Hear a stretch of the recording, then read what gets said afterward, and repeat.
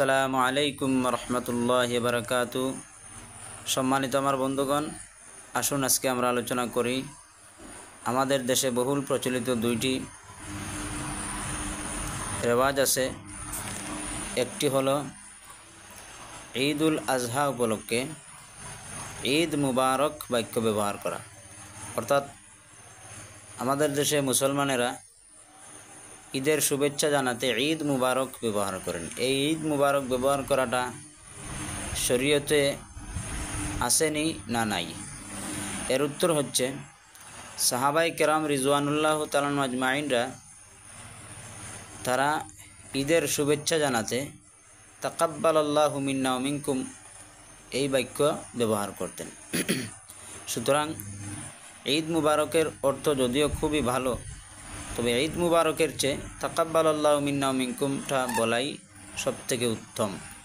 অর্থাৎ কেউ যদি কাউকে ঈদের শুভেচ্ছা জানান তাহলে তাকাব্বালাল্লাহু মিন্না ওয়া মিনকুম, তবে ঈদ মুবারক বলা নাজাইজ হবে না, অসুবিধা নেই, তবে উত্তম হচ্ছে তাকাব্বালাল্লাহু মিন্না ওয়া মিনকুম বলা।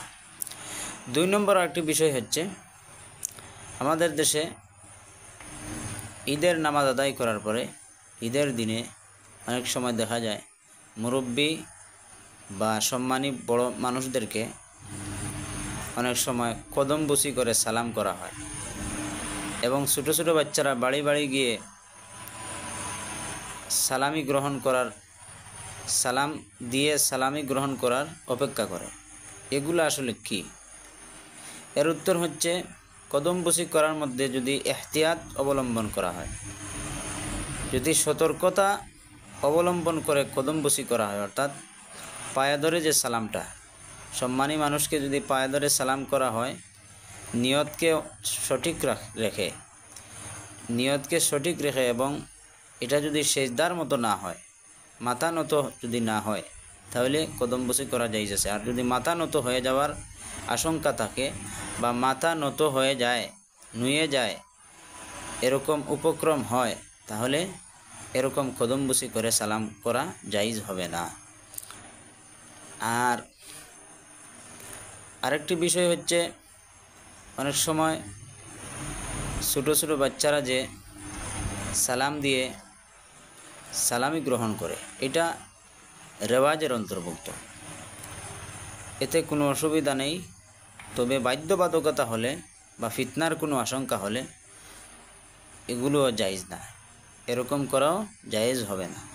সুতরাং বন্ধুগণ, আসুন আমরা এই যে ঈদ মুবারকের পরিবর্তে তাকাব্বালাল্লাহু মিন্না ওয়া মিনকুম আর কদমবুসির পরিবর্তে আসসালামু আলাইকুম ওয়া রাহমাতুল্লাহ এরকম সালামের প্রচলন করা। কেননা আমাদের প্রিয় নবী হযরত মুহাম্মদ সাল্লাল্লাহু আলাইহি সাল্লাম আসসালামু আলাইকুম ওয়া রাহমাতুল্লাহি ওয়া বারাকাতুহু শিক্ষা দিয়েছেন। এরকম মুখে সালাম উচ্চারণের ব্যবহার শিক্ষা দিয়েছেন, প্রচলন শিক্ষা দিয়েছেন। পায়ে ধরে সালাম করা এগুলা নবীজি শিক্ষা দেন নাই, সাহাবায়ে কেরামরাও শিক্ষা দেন নাই। এটা এক ধরনের বেদাতি রেওয়াজের অন্তর্ভুক্ত। তবে শরীয়তের মধ্যে এতটুকুই ছাড় দেওয়া হয়েছে, যদি সতর্কতা অবলম্বন করে কেউ কদমবুসি করে ফেলে, যদি সেজদার কোনো আশঙ্কা না থাকে, মাথা নত করার কোনো আশঙ্কা না থাকে, তাহলে জায়েজ হবে। কেননা মাথা নত একমাত্র আল্লাহর সামনেই হবে, সেজদা একমাত্র আল্লাহকেই করা হবে, অন্য কাউকে নয়। তাই বন্ধুগণ, আসুন, আমাদের যদি কারো বোঝার অসুবিধা হয় তাহলে অবশ্যই আমরা কমেন্টে উল্লেখ করব। আল্লাহ পাক যেন আমাদেরকে বোঝার তৌফিক দান করেন, আমিন।